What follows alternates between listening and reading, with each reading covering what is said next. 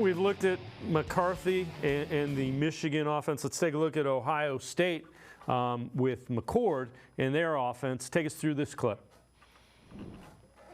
Well, one thing we know with Kyle McCord is that he has to have a good run game. So I think Trayon Henderson, the more I watch him on film, the more dynamic he is. So you hear a lot about Marvin Harrison, rightfully so, but Trayon Henderson is arguably the best running back in college football. So this is just a split zone.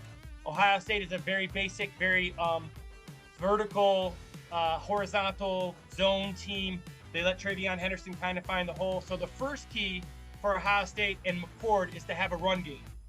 He has not shown the ability to carry the offense, and they've had some guys who are NFL, a guy who's going to be Rookie of the Year this year, and C.J. Stroud. So, he's a good college quarterback. He's just not at that level yet. So they need a good run game. Henderson being healthy is the first thing Ohio State needs. And again, just like on the other side of the ball, Michigan has to take Henderson away. So again, it comes down to those big boys up front. Who's stopping whose run game? That'll be kind of the key early on in this game.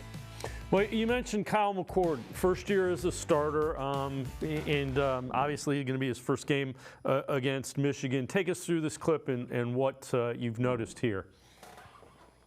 So one thing you notice about Kyle McCord, when his feet are set and he's on rhythm, he's very good. And he only got better during the year. So there's two things Michigan has to do here. One is they got to double Marvin Harrison. And I don't care if Mbuka is healthy. I don't care Fleming. All those guys are really, really good. Marvin Harrison is the best receiver in college football. So they arguably have the best receiver and best running back in college football, and Michigan has to take this away. So Michigan has to double him. They have to take him away. At times, Kyle McCord will not make reads. He will just throw it up, and I don't think that's a terrible idea. But he's also got to make sure that he doesn't get too happy by just throwing to him. Now, what Ryan Day has done a great job of, they've moved him around a bunch this year. So they put him at 1, 2, and 3 strong. Like I said, in the slot, out of the backfield. They're doing a bunch of different things to get him the ball.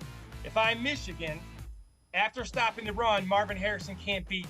And if I'm Ohio State, I got to find a way to get him Cooper Kupp style. I don't care what you do, we're finding ways to get Marvin Harrison the ball. So there's another chess match with Jesse Menner, the DC, and Ryan Day is how we get, where are we doing with Marvin Harrison, and can we stop the run? And if you get those two things done, you got a pretty good chance. But if Kyle McCord sets his feet, he's gotten better and better. So that Michigan's going to have to get him off the spot. And again, Harrison, he's going to be one of the top draft picks in the NFL draft without question. Probably the top non-quarterback. All right, take us through this last clip and the importance of it relative to Kyle McCord.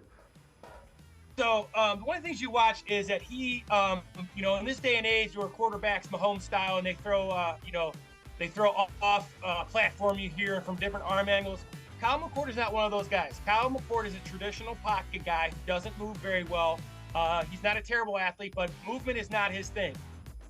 He's not even a movement guy like, I'm going to age myself here, but like Dan Marino or Tom Brady, where he moves well in the pocket. He's a guy that has to have a clean pocket. Now, with a clean pocket, he's very good because he can step into his throws. So this is just a simple, mini dig route here, 6 yards, and he doesn't get it because he's got a little bit of pressure. So again, what Ohio State's going to want to do is they're going to want to run the ball. They're going to want to put him in good situations. When they throw the ball, they're going to want to throw it on first down. They're going to try to create clean pockets for him, because if they don't create clean pockets, he's not very successful. So what Michigan's going to do, obviously, is they're going to want to change the launch point. I look for Michigan to have a lot of A and B gap pressures to try to get him out of the pocket and get him on the move. On the move or moving in the pocket, he has not been nearly as successful as he has been when he's clean in there. So again, another chess match. When do you throw it? When do you run it? If you could stop the run, you keep him in the pocket, he struggles. How do you get him off his spot?